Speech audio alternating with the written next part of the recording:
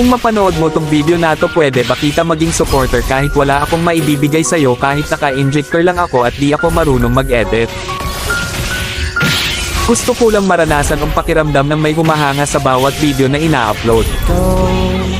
Sobrang saya kasi pag nakikita mo na may sumusuporta sa'yo kahit na simple lang mga ginagawa mo. Nakakasipag gumawa ng video at hindi nakakasawang mag-upload.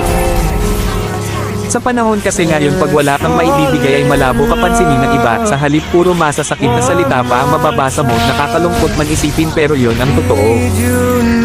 Di ko naman nilalahat pero karamihan ganon. Ang hirap kasi pag walang talent, pag di ka gwapo, maganda o sikat na kilalang tao. Ang hirap pag di ka mayaman.